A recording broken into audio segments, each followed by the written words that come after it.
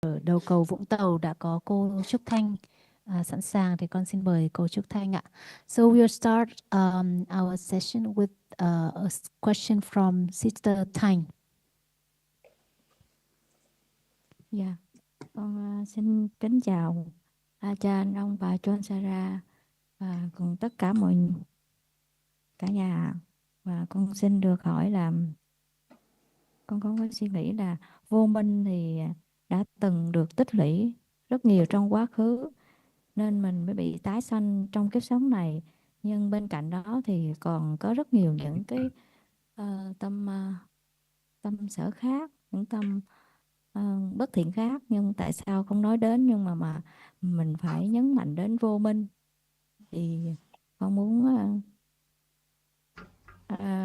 được nghe thêm và cái điều đó nó có ý nghĩa như thế nào và phải nhấn mạnh đến nó.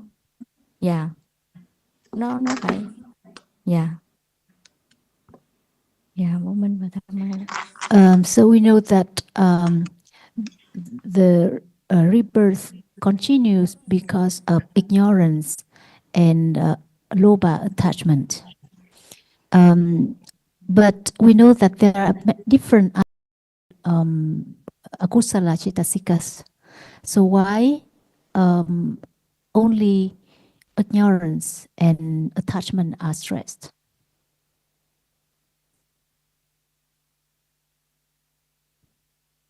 Without ignorance and attachment, there wouldn't be any other akusala. For example, conceit cannot arise without ignorance, without attachment. So ignorance and attachment are given as the condition for the continuation of life. Once ignorance and attachment are eradicated, no more becoming. Other kinds of defilements are eradicated prior to the attainment of arahatship, like dosa and clinging to sense objects and so on. But the last remnants of ignorance and attachment are only eradicated at the stage of becoming an arahat. And very, very fine, very, very subtle clinging, very subtle ignorance. So once they're eradicated, no more continuation of life in samsara. Because of ignorance and attachment, there is birth. All conditioned dharmas arise. Even the kusala now depends on ignorance and attachment in this way. So they're the condition for the arising of all dharmas in samsara.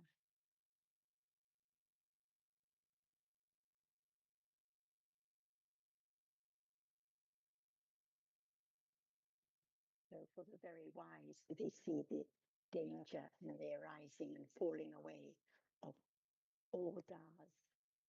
And so no more becoming is the goal. No more objects to be clung to. No more ignorance, no more attachment. The end of all the conditioned dharmas, which are all so dangerous and unsatisfactory and not in anyone's control at all. But without understanding the realities of the condition of now, without understanding what life is now, without understanding more about seeing now, what is seen now, hearing what is heard now, it's impossible to ever understand the impermanence of realities and impossible to understand the danger of what is conditioned. So some people think that by going to a quiet place, just living in a temple, focusing on an object, meditating as they think of it, that this will bring peace and lasting happiness and lead to the eradication of defilements. But it's not true. Only understanding about the truth of what is conditioned at this very moment, any time, any place, only the understanding that whatever arises is impermanent, unsatisfactory, and not mine, not belonging to me, not in my control, and very dangerous. Only this understanding that develops deeper and deeper can lead to the right path, which leads to the end of life in samsara.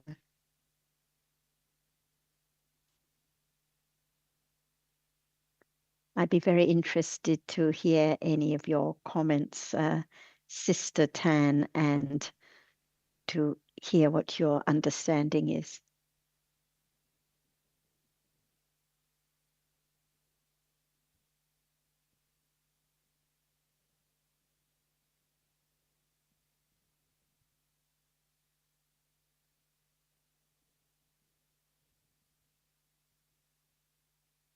Dạ. Đối với con thì con thấy vô minh là một cái chướng ngại rất là lớn, tại vì nó che đậy hết tất cả các sự thật để không thể nào hiểu được đúng các bản chất của pháp. To me, avijja or ignorance is a very big hindrance because it covers up the truth.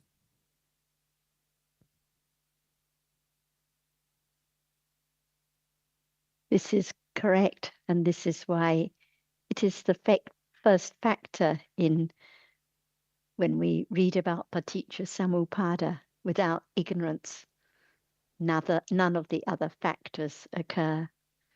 And the ignorance is now, at this very moment, that we have to begin to understand what is ignorance right now. Because we may think we're having a Dhamma discussion, so no ignorance here, or when we are studying in the pagoda, no ignorance. But ignorance arises so quickly after moments of seeing, hearing, smelling, tasting, and touching, from when we wake up in the morning until we go to sleep. For most of the day, there is ignorance. Whenever there is any clinging, however slightly, to what is seen or heard now, ignorance is there. Whenever there is just the mildest disturbance or irritation, ignorance is there. Whenever there is no understanding of the truth, ignorance is there. Without ignorance, no other defilements, no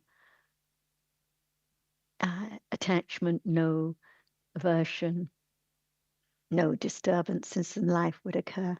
So that is why the path is the development of right understanding, supported by the other factors, to begin to illuminate a little bit what has just been covered up by ignorance all our life, all our countless lifetimes.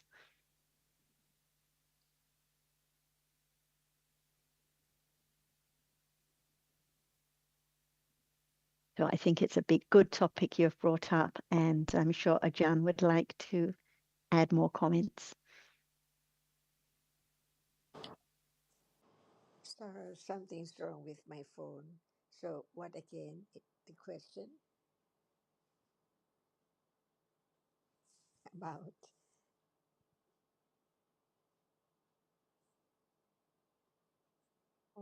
Her question, Ajahn, was about ignorance. First of all, the first question she asked was, it said rebirth continues because of ignorance and attachment. But what about other akusala? So we discussed this topic in some detail, but I'm sure she'd appreciate your comments. And her second point was about just mentioning how ignorance is a very big hindrance. So the main topic is about ignorance and other akusala. so now ignorance is not far away at all, right? So now ignorance is not far away at all. It's all about each word, question, all a moment of ignorance, no understanding of what is there. No matter it's the word or reality, no understanding of the truth of what is there. So each moment in life, ignorance is there. After seeing, no understanding what seeing is gone, unknown, and so on. Every moment when citta is not wholesome, ignorance is there. See, that's why learn to understand whether is ignorance a reality. Yes, it's now. It's not understanding what is there.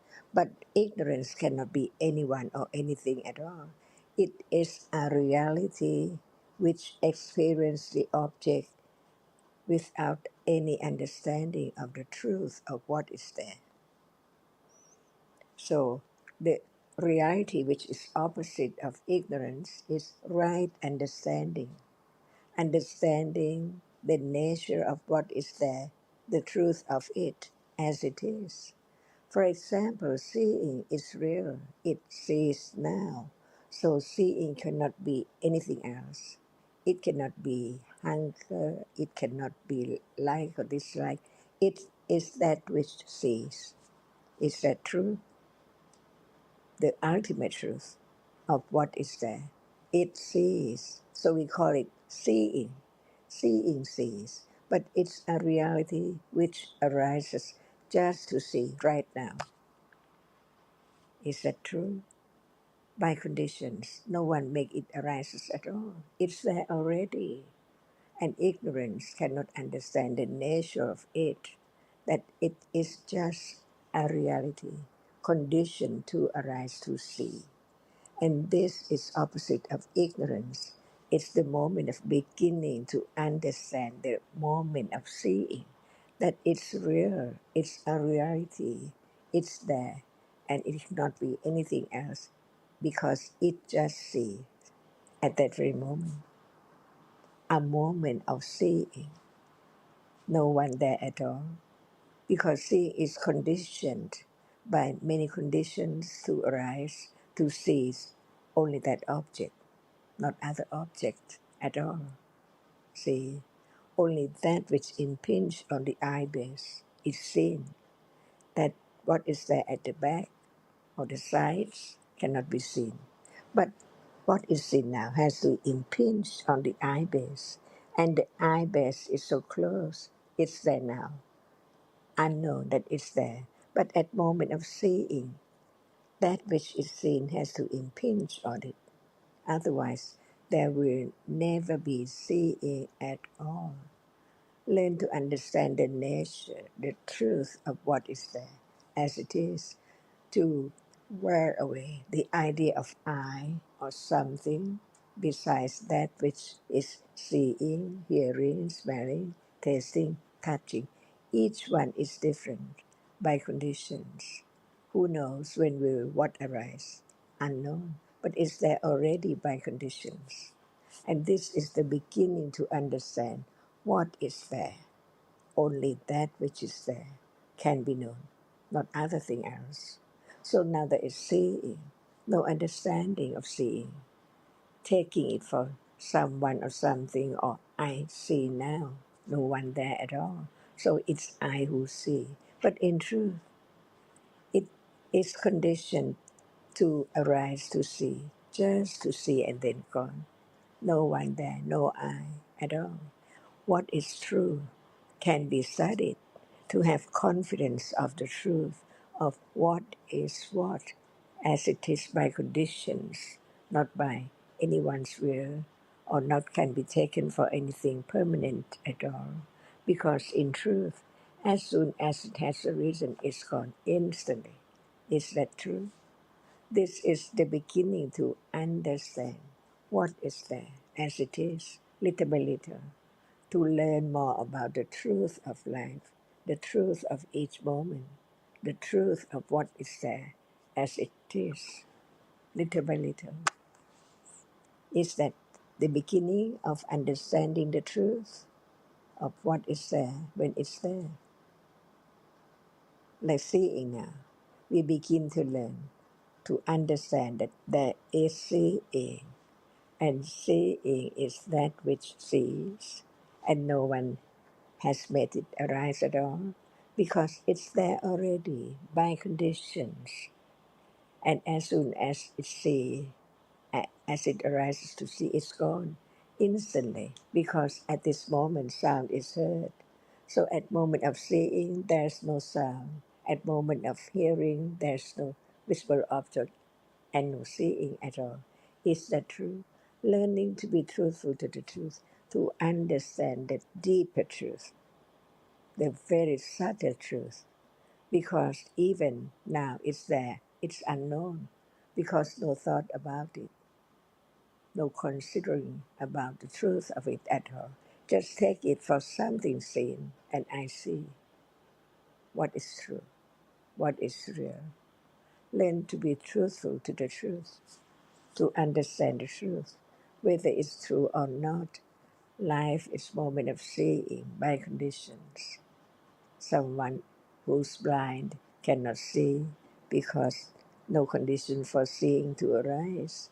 No one can make it arise when that person's blind.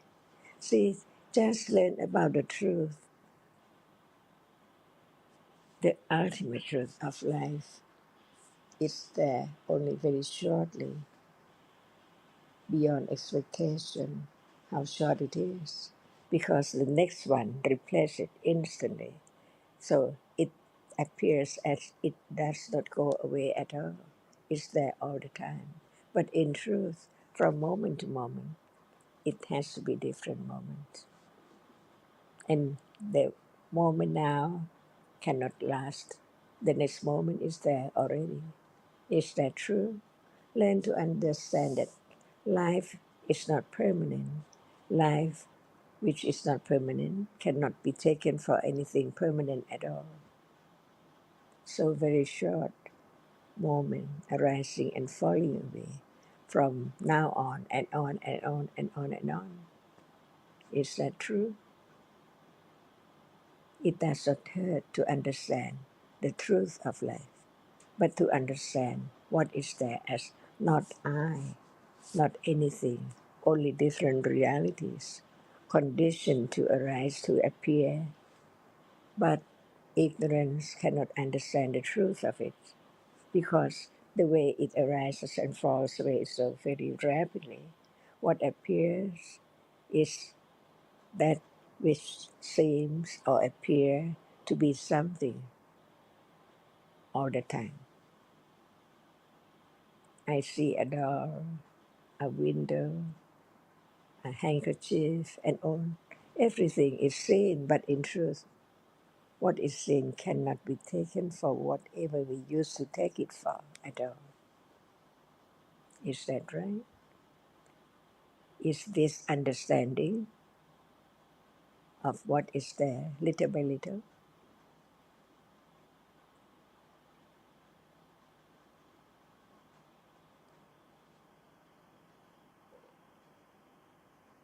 So what is there now?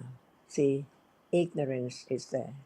Until we talk about it, the truth of it, little by little, to be considered carefully whether what is the ultimate truth. Seeing is not permanent, because at moment of hearing, there can never be seeing arising together at all. One moment is one moment of experiencing an object.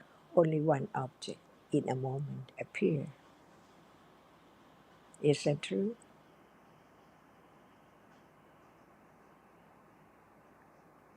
So, without understanding, life is just ignorance and conditioned reality from moment to moment, from birth to death, all gone.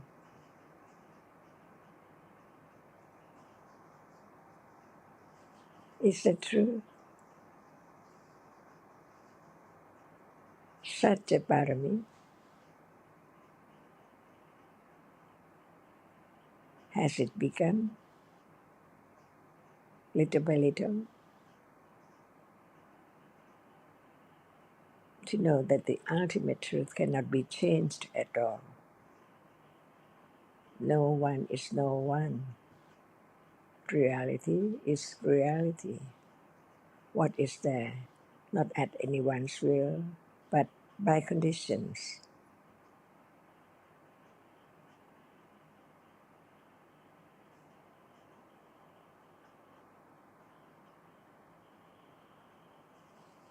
Dạ. Thì theo con suy nghĩ thì nếu mà vô minh là một cái chướng ngại lớn nặng nề thì đáng lẽ phải là tận diệt đầu tiên, mà tại sao đến tầng thánh thứ tư mới tận diệt?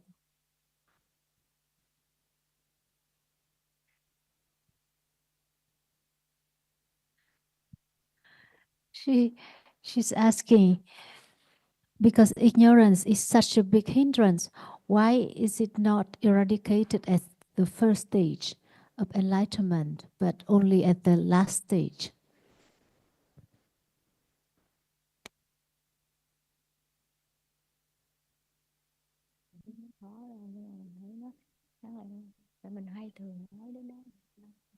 Say it Because again, please. understanding has to develop on and on and on until even the very most subtle kinds of ignorance are fully understood and realized to be eradicated. Because how subtle it is, the moment of ignorance in between, even for the anagami who has no more clinging to sense objects, no more aversion, but still ignorance, not understanding the truth at moments, still very subtle clinging to attainments, for example, or to becoming, to the arising of another reality, very subtle clinging, very subtle ignorance. So it's a very long path to fully eradicate ignorance.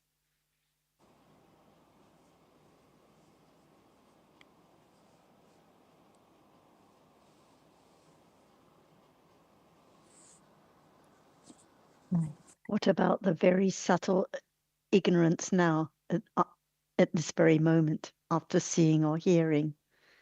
The subtle asavas of clinging and attachment not known at all because they don't appear. How refined the understanding has to be to understand even the very, very subtle and fine ignorance and attachment beyond our comprehension.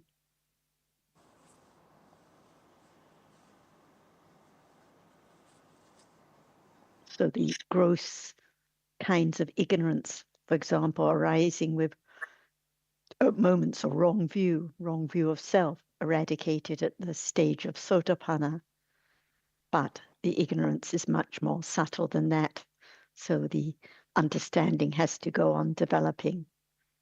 And then the ignorance that at moments of clinging to sense object is eradicated at the stage of anagami, no more clinging to sense objects at all, no more ignorance about the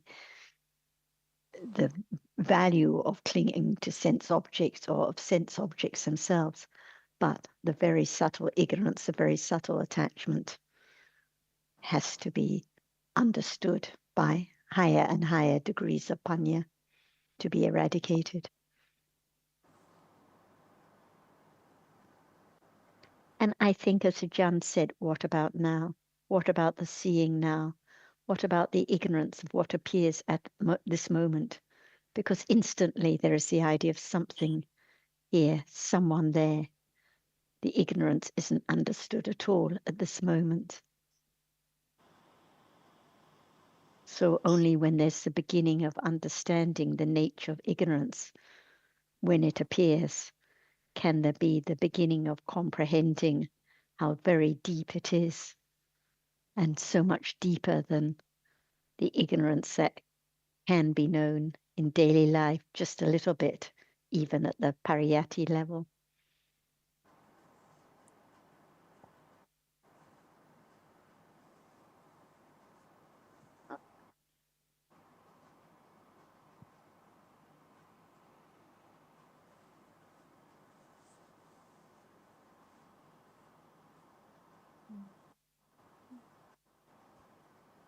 So just to summarize, I think that to add that ignorance is fundamental to all kinds of akusala. So if ignorance were eradicated at any stage, then that means the end of all akusala. So that's why it is not eradicated at an earlier stage, but only when the time is ready for the ending of all akusala.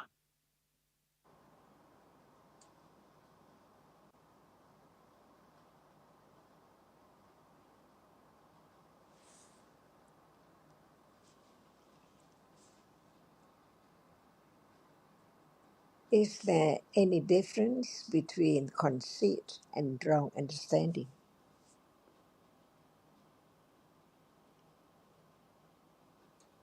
We learn to understand different realities,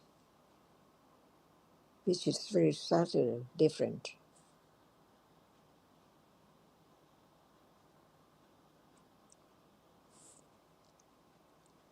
At moment of conceit, is there any wrong understanding?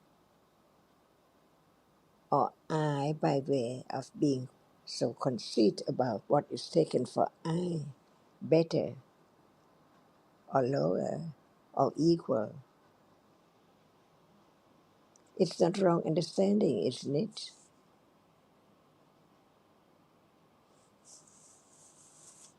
Dạ, dạ không. No. That's right. But attachment is attached to everything. At moment of being conceit, it's by attachment and ignorance. At moment of wrong understanding, it's me, it's I, no conceit, just wrong understanding about that different reality. And do you like fake diamond? Of Dạ không. see, someone like to wear it and keep the real one in the safe. See, attachment is attached to everything. So even there's no wrong understanding, but attachment is still arises to be attached with ignorance, not understand the reality from the beginning to the end. What is there? Because so many realities, so many akusala, even one kind of akusala, there are so many degrees. So what is there? Accumulated from eons, uncountable eons and eons ago. How can it wear away instantly? At moment of just begin to understand the truth, no one there at all. But there are so many very pleasant objects. So attachment is still there. Even there is understanding that it's not permanent. But since the accumulation of ignorance and attachment to whatever appears, just like everything, different degrees. So it's there. That's why there are lopa with attachment, or with wrong view, or with conceit, ego, mana. Lopa with wrong understanding, ditti. Lopa with mana, conceit. And lopa with wrong understanding.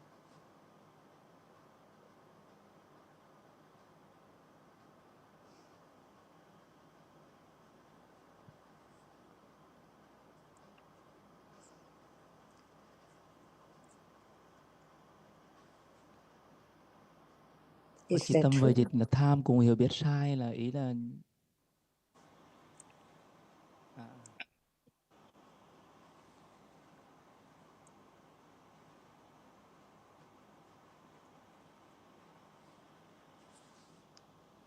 Attachment to pleasant feeling, see, from life to life. So even there's no wrong understanding, but who can stop the pleasant feeling at moment of experiencing pleasant objects?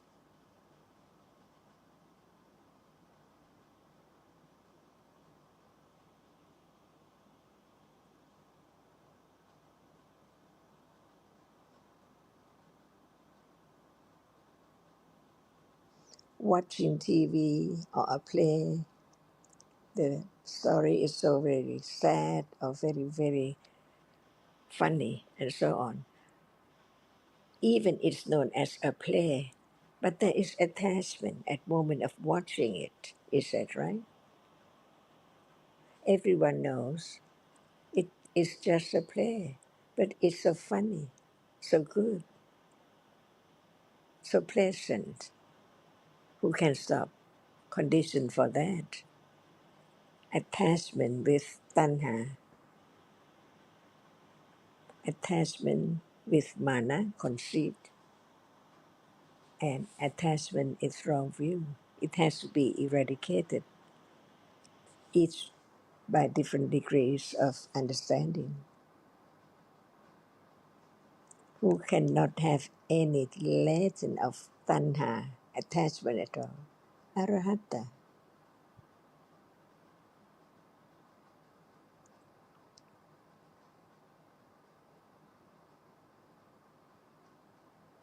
Does anyone watch the play, go to see the play, even it's a play? It's so very, very interesting.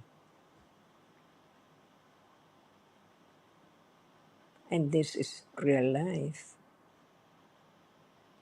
How much amount of accumulation of akusla and panya, the first level of realizing the truth. Just understand, nothing can be permanent at all. But life goes on by conditions as it has been accumulated to condition the proper time for such reality by conditions.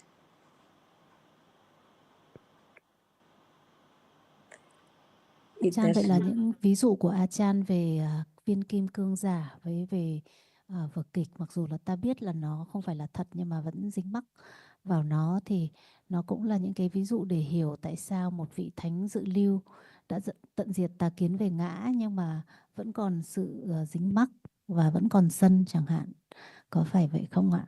So Chan, your examples of the fake diamonds or the play that we know that it's not true but still cling to it and want to watch it are the examples of how a Sotapanna has already eradicated wrong view but still has attachment and aversion, right?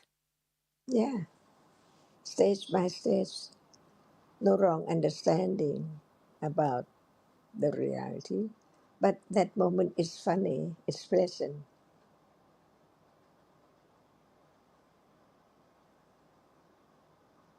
And if there's no understanding, there is still ignorance at moment of attachment with mana or with pleasant object.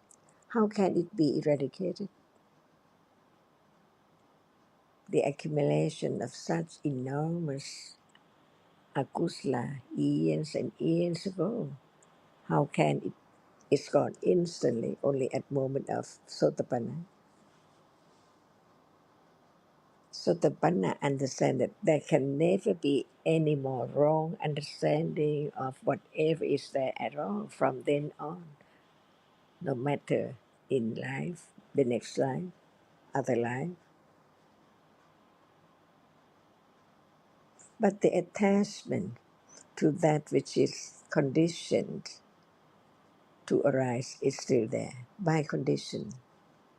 The great number, the enormous accumulation of clinging to such pleasant objects.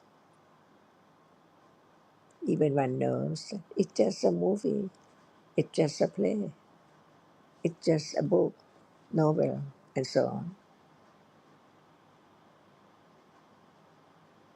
All depends on the accumulation.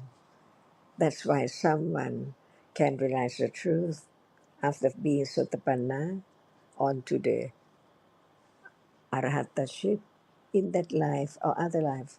No one knows, all by conditions. Even right now, That is the understanding about the truth, about Dhamma, about Citta, Cetasika, Rupa. But still, whatever is there, already there by conditions. Watching the TV, the news, and so on, to watch the ghost story, movie, and so on. See, all by conditions and gone, little by little. So very subtle, varying away.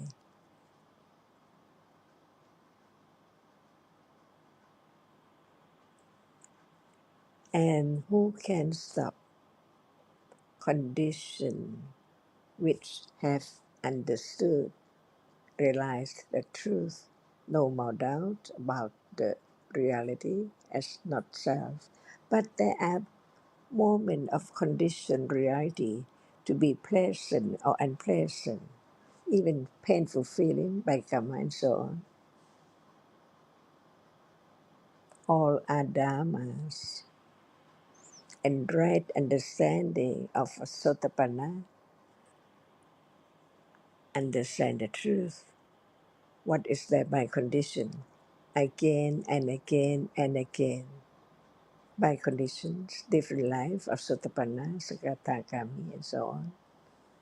They develop understanding naturally by conditions.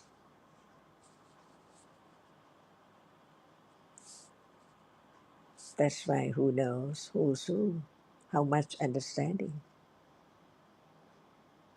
Exactly the same until Anagama Kami cannot live like before.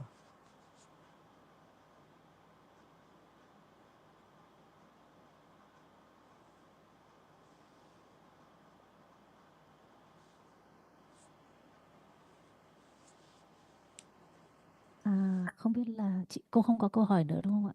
Hay cô cứ nói hết ý của cô, còn nếu mà Vinh muốn tận dụng cơ hội để có câu hỏi thì Ý nhỏ nữa. Dạ thì A Chan có nói là đối nghịch của vô minh là trí tuệ hiểu biết. Khi đó thì trí tuệ nó sẽ hiểu về sự thâm sâu của cái vô minh nó đến chừng nào. Và bạn thấy một cái điều đó rất là hay, tại vì nó sẽ làm duyên cho mình hiểu được mấu chốt của bản chất của cuộc sống nó như thế nào. Thì bà hay nhắc là thức ăn cho tâm là sự suy xét.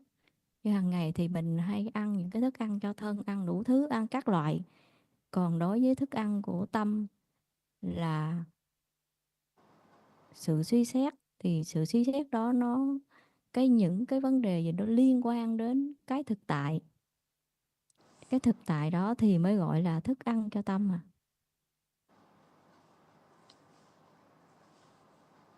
suy xét về thực tại có phải là thức ăn cho tâm? Đấy là câu hỏi của cô đúng không ạ? Còn cái đoạn mà vô minh với cả trí tuệ đối nghịch nhau thì nó liên quan đến cái ý kia không ạ?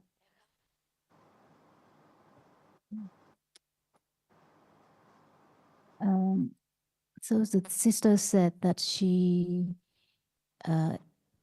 she appreciates that you say that the opposite of ignorance is understanding, and only understanding can understand how deep ignorance is. And she also is reminded of what Ajahn said about consideration being the food for chitta, for the mind. But she's wondering whether any kind of consideration or only the consideration about realities. If it's not about reality, what is it about?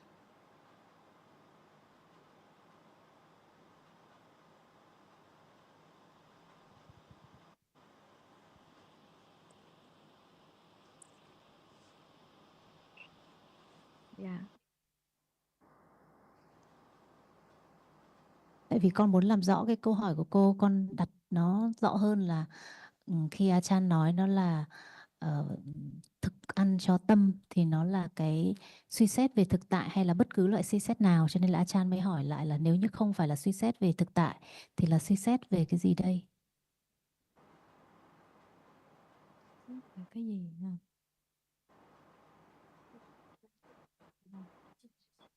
Dạ. Thì chỉ suy xét về thực tại thôi. So you mean only the consideration about realities. That is the food for chitta, right? For Panya. Cho trí tuệ chứ không phải là cho tâm. Là thức ăn cho trí tuệ chứ không phải cho Thức tâm. ăn trí à.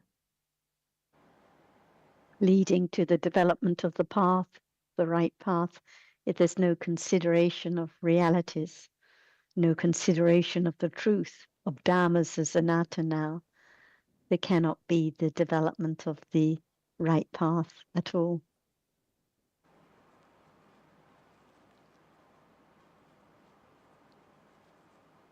This is why we discuss Dhamma together as a condition for more consideration, more wise reflection about the Dhammas that make up life now, seeing now, hearing, thinking, kindness, attachment, ignorance, all Dhammas that arise and fall away in daily life, all anatta.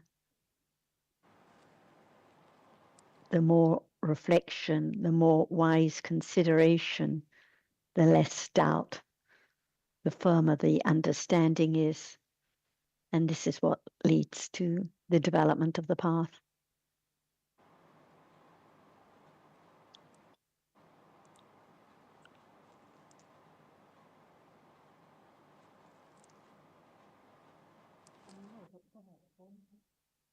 Chị gợi ý cho Thành không biết nữa. Vinh hỏi đi cho đỡ buồn ngủ. Hỏi về thôn Trầm Thủy Liên đi. Chị hỏi nha.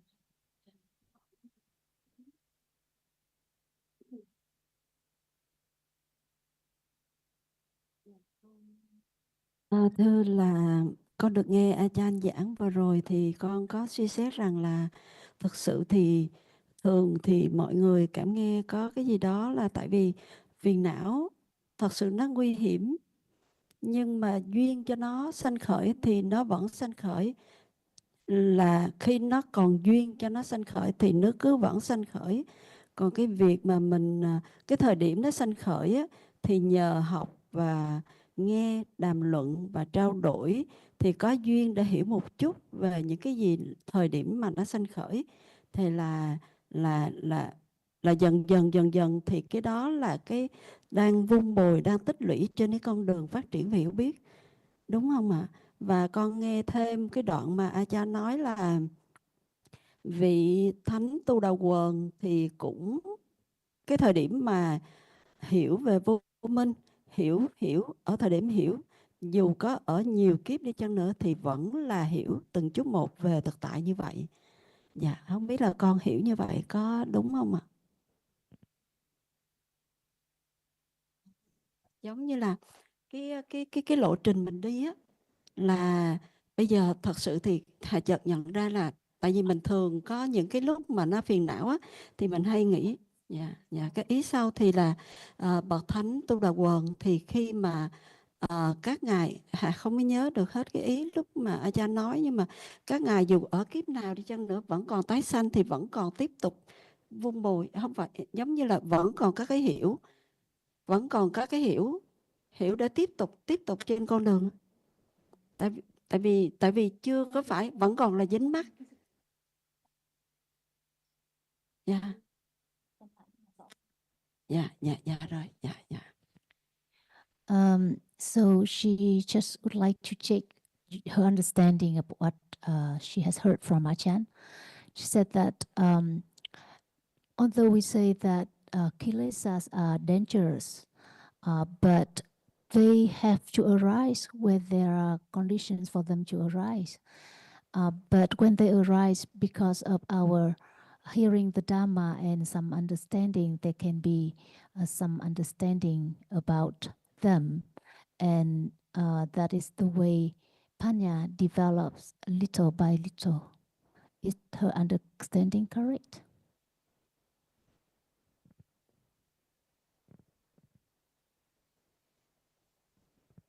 Are you referring to, when you say there can be some understanding of them, you mean of the agusala tendencies? Is that what you're asking?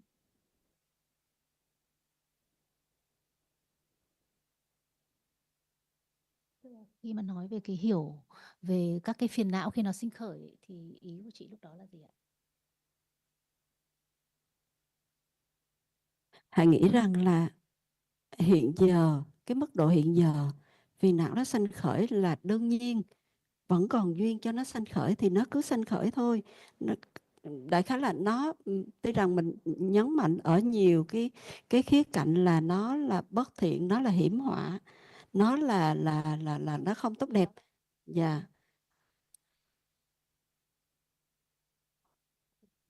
Dạ đúng.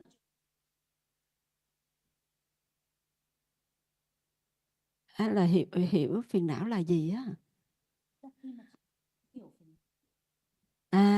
Là hiểu thì bây giờ mình học, mình thời điểm đó mình hiểu nó là pháp là do duyên. Dạ. So understand about them as Dhamma and conditioned Dhamma. By them, you're referring to agusala tendencies or other realities also?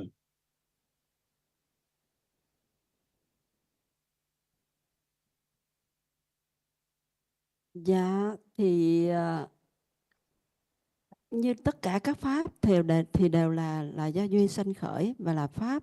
Nhưng mà cái thời điểm mà con đang nhấn mạnh ở thời điểm mà phiền não nó sanh khởi á, tại vì khi mà phiền não nó sanh khởi rồi thường có những cái suy nghĩ là dính mắc rồi xem nó là gì hay tất cả mọi thứ, nhưng thực chất thì khi thời điểm có cái hiểu về nó là pháp thì cũng không có thành vấn đề trong cái việc mà, tại vì cái phiền não nó bây giờ nó vẫn còn duyên để sanh khởi thì nó sanh khởi thôi, thì khi nào hiểu được thì nó hiểu á.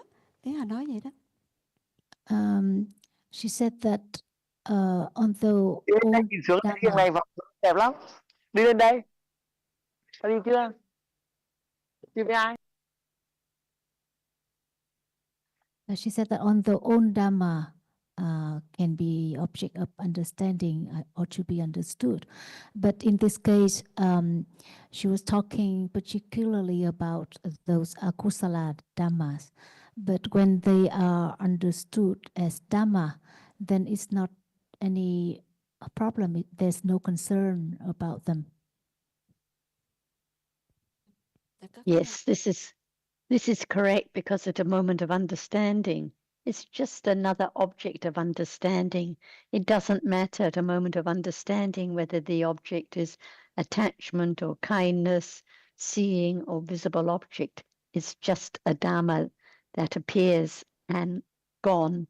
And at that moment of understanding, no akusala at that moment. So I think this is her point, because I know she understands about the benefit of understanding any reality in daily life. Yes, but I also think that there's a tendency to think that agusala needs to be eradicated, and that the having awareness of agusala is a means of reducing the agusala. This is a commonly held perception, but it's not the development of awareness and understanding as taught by the Buddha, because although he explained the dangers of agusala, when it came to the realities to be understood, he does not give special emphasis to the understanding of agusala mental factors, as opposed to any other realities, because all conditioned realities have the same general characteristics of anicca, dukkha, and anatta. And it is the understanding of all conditioned dhammas as anicca, dukkha, anatta that eventually leads to the eradication of agusala at different stages. Yes, no expectation, no selection, because there can even be clinging to understanding a kusala, because one knows it's a kusala to be eradicated, but that is selection and the idea of I behind it that can select and can expect for the lobha to be understood or the ignorance. But what about seeing now? What about hardness that is touched now? So no selection at all, no expectation at all about what may appear, what can be known next. Otherwise, it hinders the development of understanding.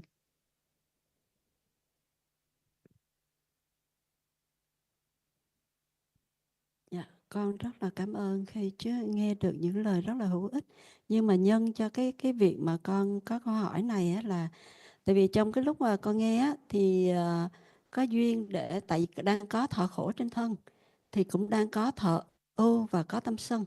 Thì con thấy khi mà con được nghe là thật sự thì cái thời điểm mà A Chan giảng á, thì mới thấy rằng là còn duyên cho cái tâm sân hay thọ ưu nó sanh khởi thì nó sanh khởi. Còn cái việc mà mình được nghe, mình hiểu cái thời điểm là nó là thật sự nó là pháp do duyên, bởi vì nó còn duyên sanh khởi thì nó sanh khởi thôi. Và cái thời điểm đó chỉ có cái hiểu thôi à, chứ không có một cái duyên gì để phải nghĩ thêm. Tại vì lúc đầu tiên á là Hà muốn hỏi về thọ khổ và tâm sân đó cho cái duyên, nhưng mà khi mà được nghe rồi thì em cảm nghe những gì mà Hà vừa chia sẻ như vậy, đó là cái nhân. She said that thank you. I appreciate the point you made. It's very true. But the reason I raised this question is because as I was listening to Achan, there was some dukkha vedana arises, and then there was immediately some dosa towards it. So I said that, but because there are conditions for dosa to arise, so that arises, and actually there were conditions to understand the dosa as being just a dhamma, and then there's no concern about it anymore. And most of all, no clinging to it as my dosa. It's just a dhamma, like any other dhamma. What you've just described seems like a subtle strategy for having less agusala. So I would say that we don't need to think in that way when agusala is noticed, because it's not the development of understanding of any reality that happens to appear. That understanding happens by conditions. Awareness and understanding happens by its own conditions, not because we are focused on the agusala and thinking about the fact that it's just a conditioned reality.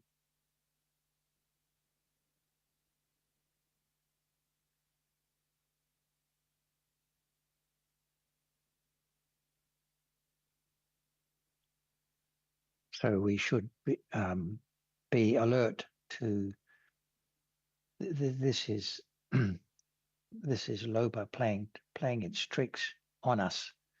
Our wish for less agusala and more gusala leads to these kinds of ways of thinking, which we rationalize by saying, well, it's in accordance with what the Buddha taught. But really, it's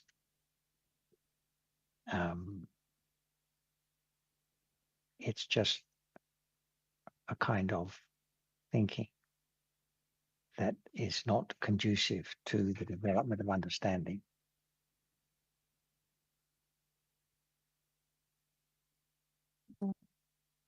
Vâng, con thấy là cái điểm mà bác John nói vừa rồi nó rất là quan trọng.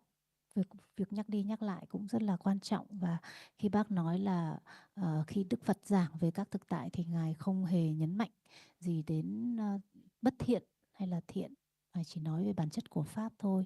Thì con nghĩ là cái xu hướng mà rất là sâu dày của chúng ta để hay biết về bất thiện nó cũng rất là mạnh mẽ, nên những cái lời nhắc nhở của bác đều rất hữu ích ạ. Yes, I think I very much appreciate the point that John made about the Buddha. When he talked about realities, he didn't emphasize on akusala Dhamma, just every Dhamma. And because our tendency to be aware of akusala is very deeply rooted, so what you say is certainly very helpful. Thank you.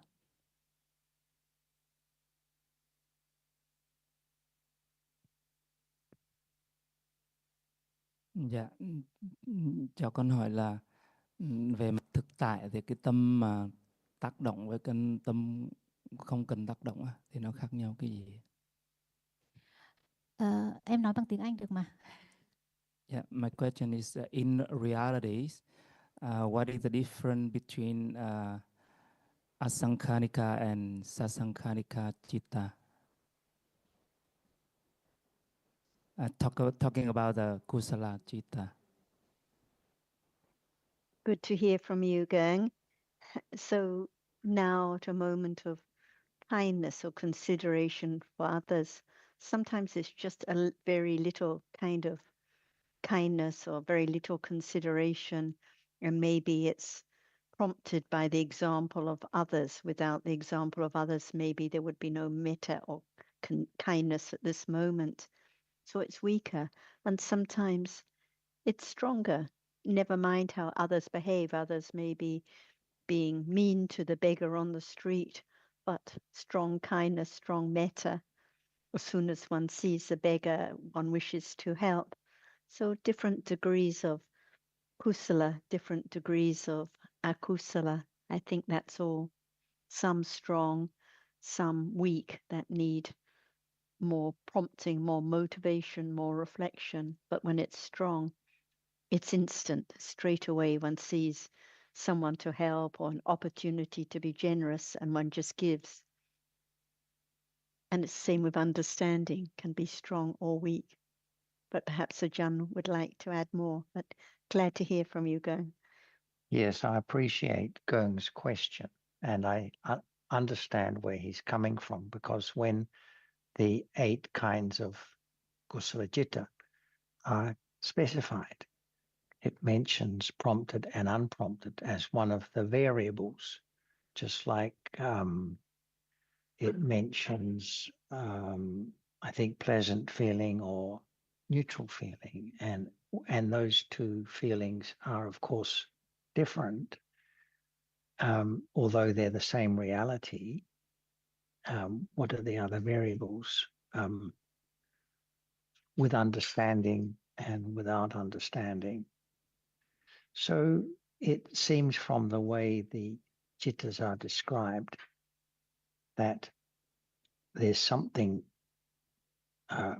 other than just the degree of strength involved in the difference between prompted and unprompted. So I'd be interested to hear Ajahn's comments also. Thank you, Ajahn. I think that it's very clear what you said and Sarah said. Is there still any question? The moment in life, the moment of attachment, sometimes it's strong and sometimes it's weak. And also, those are moments too. Sometimes it's strong and sometimes it's weak. So, what conditions such deeds and speech when it's strong and when it's weak? That moment can be understood because we have learned about different chittas at different moments. That's all, by conditions.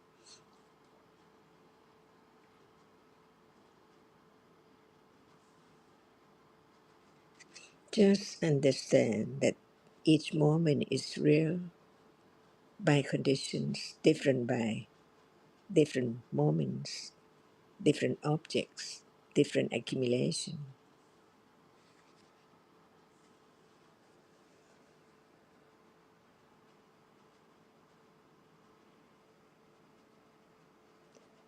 The most important, not to try to understand the distinction between sasankharic or asankharic, but even that which is not self is there.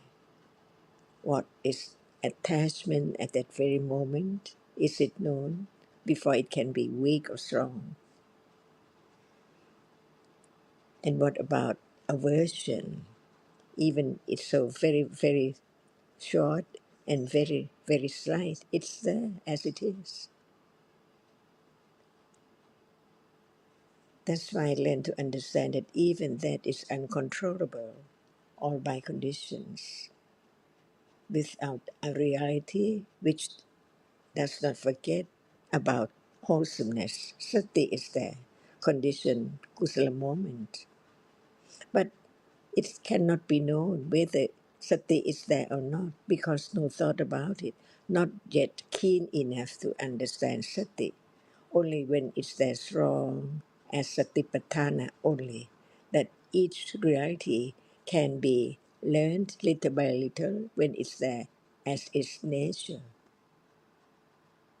For example, sati now at moment of understanding, it's not as strong as when it's there, being aware with understanding of a reality which is now as usual, so naturally.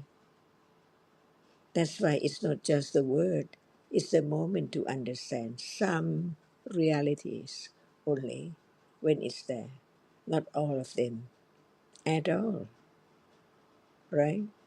Because they do not appear. Even that which appears is not known as it's not self. It's just that reality which is different from other reality. The moment with satipatthana and the moment of satipatthana is different by understanding and conditions. Without understanding, can sati be known? Can it be directly aware of the object with understanding that has been learned before as the basic or the foundation for that sati to arise? That's why what are we talking about is not just the word, but it's the different realities appearing, but it's not known as it is, as just a reality, but it's known as I, because upadana is there of the five khandhas. How much is there in a day?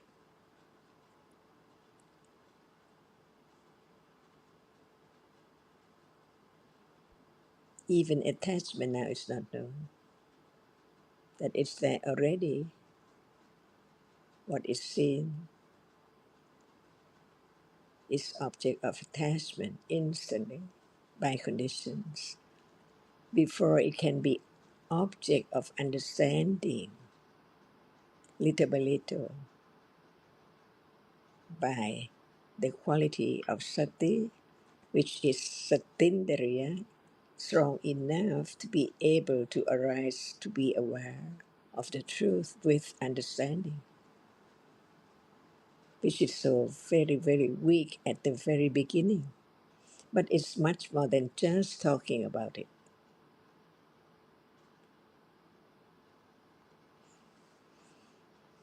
So we learn little by little what is there in daily life as is taught by the enlightened one about sati has to be there at any moment of wholesome moment.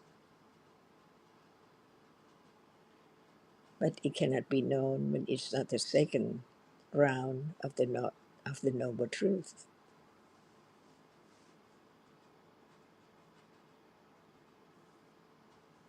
That's why I understand clearly the differences between the three rounds, how much more it has to develop a moment, from moment to moment, how very short it is, but it's there with patience to learn more and more to understand the truth. Then about other reality too. Otherwise, it cannot be known as there are so many different realities, not just one or two.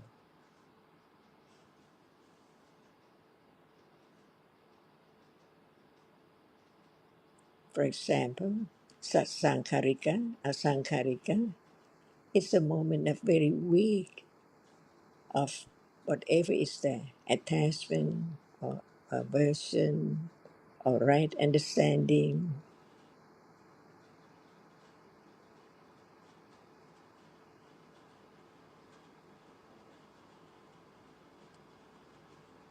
So how can it be explained about the Satsangkarika of Panya? See, and Satsangkarika? Only when it's there, it can be known, but no thought about it. Not just even thinking in word about it. And what about the nature, the quality, the reality of that reality can be realized? All depends on the development of understanding very patiently that it can be known, it's there now,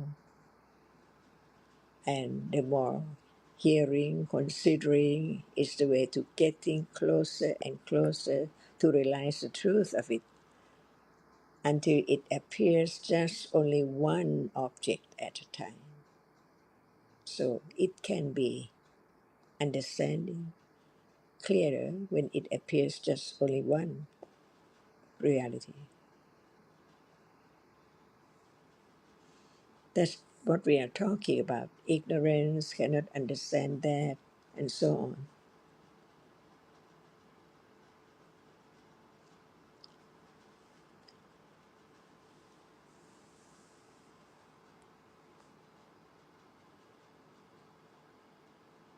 Is it life now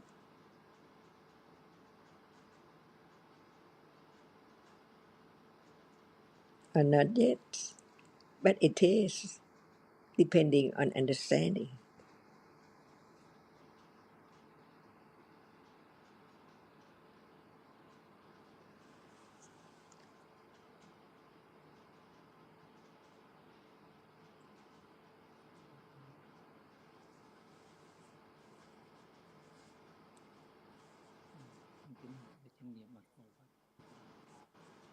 So, dạ, con muốn hỏi thêm cái ý là cái chánh niệm á, thì Achan có nhắc đến nhiều về chánh niệm.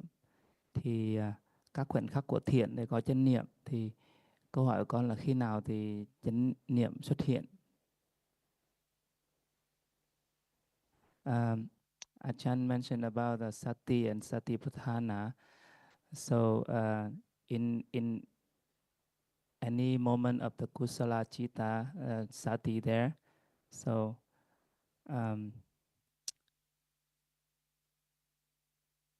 when there is appear, let's say at this moment, any or is still hidden.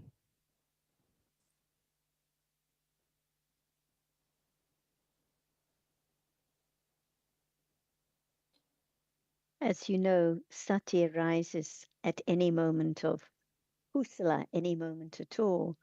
And as you also know, it's only sati that develops with the path when there is understanding of a reality, characteristic of a reality.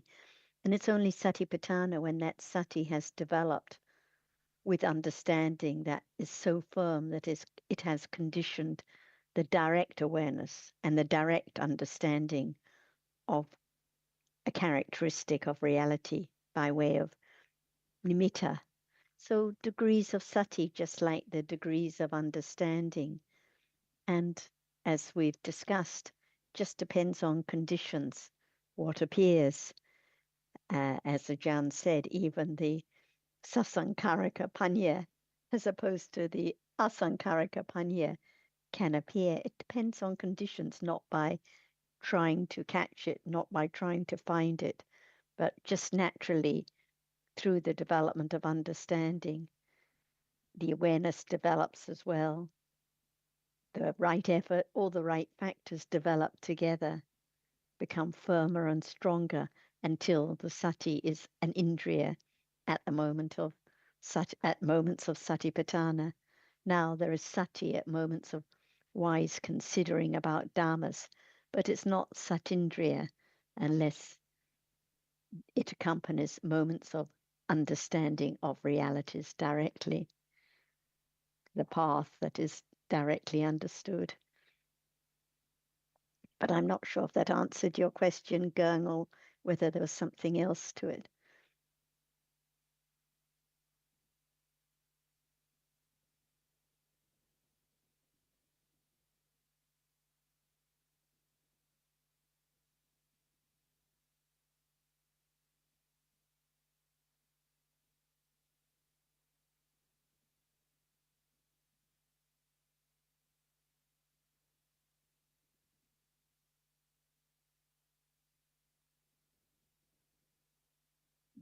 Dạ, ý của con là mình nói nhiều về chánh niệm, nhưng mà ý con là cái chánh niệm nó có xuất hiện để hiểu bây giờ không ấy, ý là vậy á. Vâng, để hiểu khi nào, nhưng mà cái ý em là hướng đến cái việc là my question is we talking about the sati, but my question is sati appear now to understand, or we're just talking about the sati for it function together with the panya to understand the realities. I mean, sati being the object, or we are talking about the function of the sati in terms of the development, the understanding. I think when we talk about any dhammas, whatever the dhamma it is for to be understood a little more, a little more, a little more.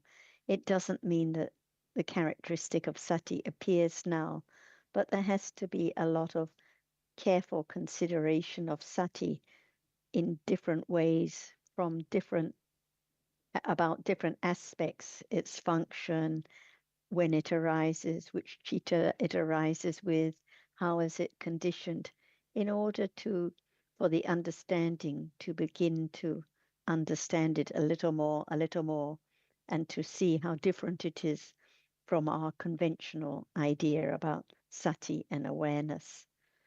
Like many people think of awareness or sati as just being mindful when one moves one's hand or lifts the plate up.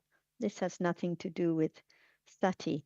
So we discuss about the nature of sati, when it arises, the function it performs, in order for the understanding to begin to understand it a little more. But perhaps Ajahn will have more to add to this point of yours.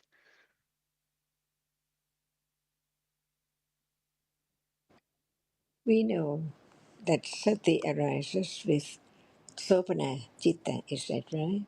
But it does not appear to be known. No matter we talk about citta, the reality which is the chief of experience in the object now is experienced, but citta and cetasika experience the object. That's why what is known? None at all, when it's the intellectual understanding. Just talk about that which is there, which does not show up yet, but it's there to be known.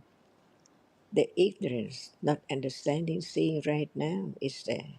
Attachment, cling to that instantly as something and so on.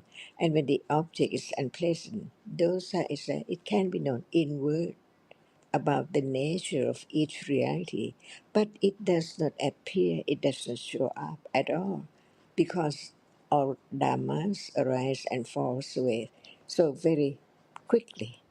That's why it can be known only by way of nimitta. Learn to have firm understanding of the truth of what is there. So now, when we talk about sati, because usually people just talk about meditation and so on, but no understanding it. It's not anyone trying to do anything. Each moment at different realities conditioned to arise to perform its function, that's all. So we talk about sati, but there can be the glimpse of understanding sati at any moment of kusala. Why there is moment of dana? Because at that moment there's thinking or not forgetting about giving something away for the benefit of the others. Because it's there, it's not used and so on. See, but without sati, no thought about giving away things at all. That's why each moment of wholesome deeds and wholesome thought and wholesome acts, the word, speech, there must be sati, which keep that moment away from akusa of all kinds, no matter loba or dosa. But the nature of sati does not appear because it's just the first round of Ariya Satya. That's why the second round is conditioned by the understanding clearer about what is what at level of intellectual understanding. But the more it's there, it conditions a moment of instantly aware of hardness, unknown before, that it will be aware of hardness or of the object which is seen or the hearing or whatever. No one knows beforehand at all what would be next. That's why all dhammas are anatta.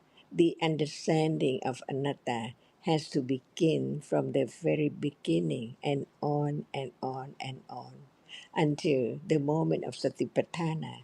It has to be like whatever now appears unknown before. So at moment of satipatthana, it's not unknown before. That moment is aware instantly of the object which is there. So the characteristic of sati at moment of being aware is that different from other moment when there's no awareness at all. That's why understand the nature of reality until it's time when it appears, right understanding with direct awareness can understand it directly of the reality which is not anything or anyone at all. It has its own characteristic. It appears well little by little at moment of satipatthana only.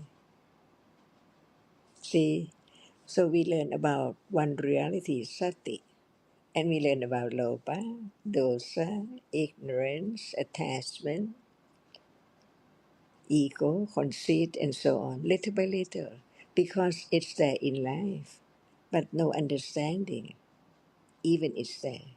But understanding makes it just open up to be known little by little of the truth in darkness of ignorance.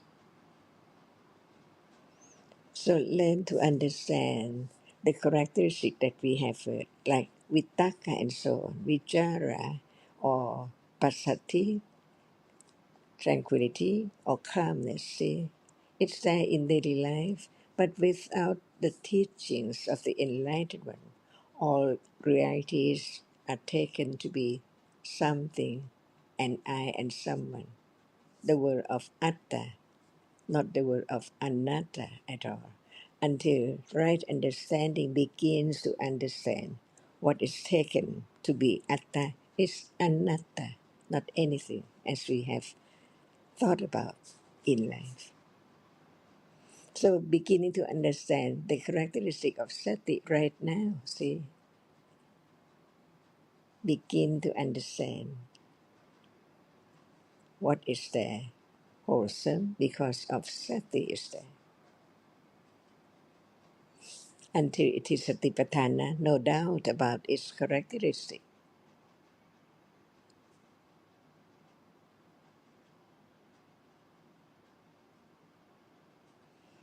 So learn about the realities little by little, about that which can be known in life.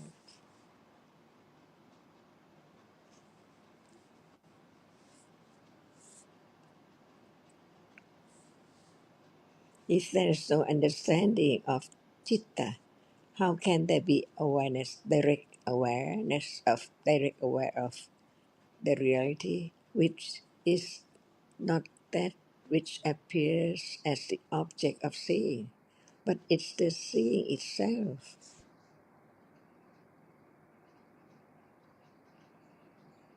And seeing cannot be that which is seen. So what is there which is not that which is seen? It's there. Experience what is seen. And now, little by little, firm confidence of the truth. When there is the understanding that the truth is so very subtle, all are in darkness until right understanding of any reality is there, more and more, until it can condition moment of understand that object instantly with direct awareness of the characteristic of that to be only a reality.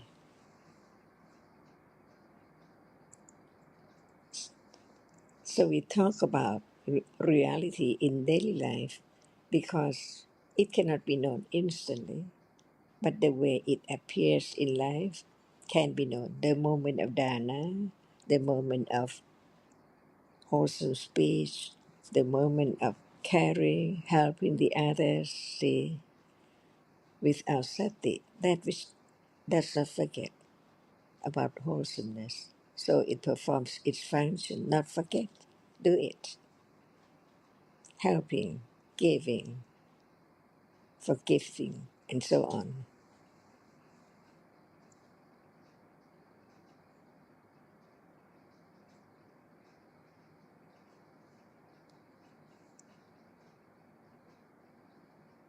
I have a small questions about the Pandora of the Chitta. Say, quên gì tiếng Việt. Says, my eye has a little problem recently. It only look very near, not can far, and like a blur. And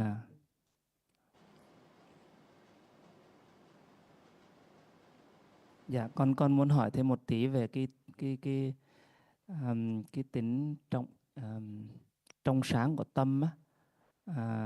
Tại gần đây con cũng có cái mắt nó bị hơi bị mờ, thì nhân cái ý đây con hỏi lại cái ý về trong sáng của tâm. Dạ,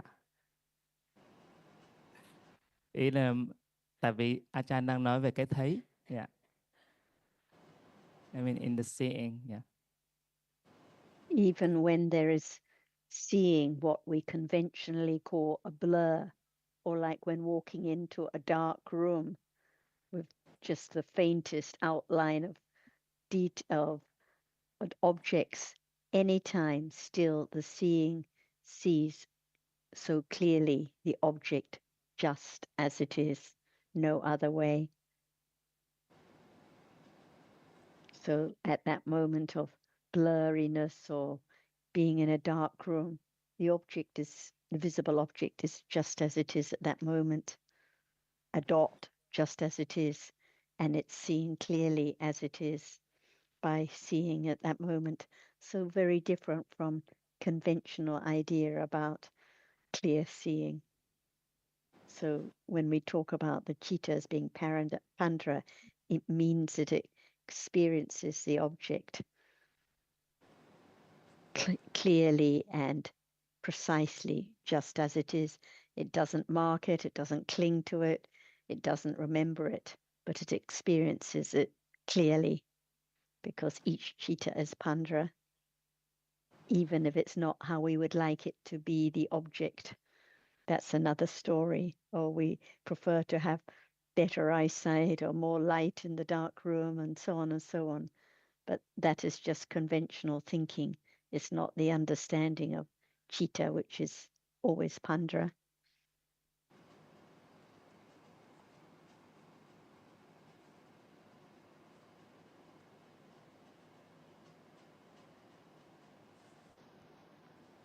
I think we didn't hear the translation of Gung's little explanation earlier.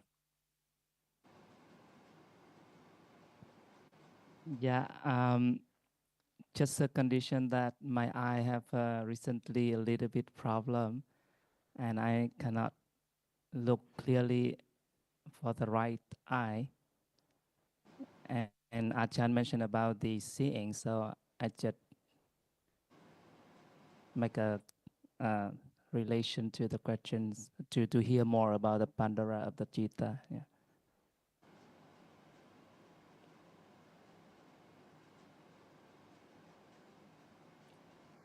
Yeah. What do you understand by Pandra of Chitta? Yeah, I understood that. Yeah. I think. Yeah, what does it mean? Dạ con hiểu là tâm nó trong sáng, tức là nó hiểu rõ bất kỳ đối tượng nào mà nó kinh nghiệm. And my understanding is that Chitta experiencing clearly about whatever object it experiences.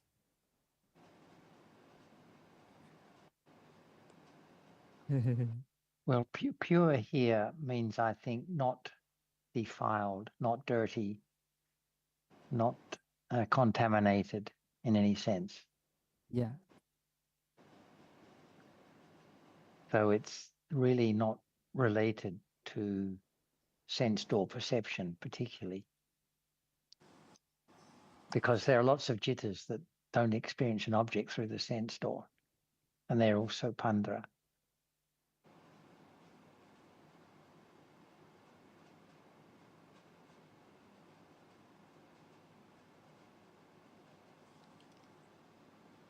Yeah, thank you.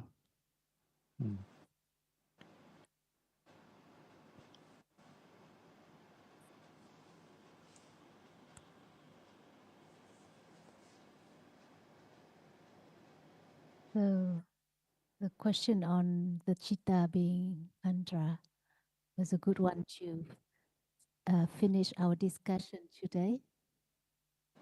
Thank you so much, Achan and Chun and Sarah. Anumotana ka. ค่ะสวัสดีค่ะ Thank you, Tambai. Thank you, everybody. Anumotana. Thank you, John.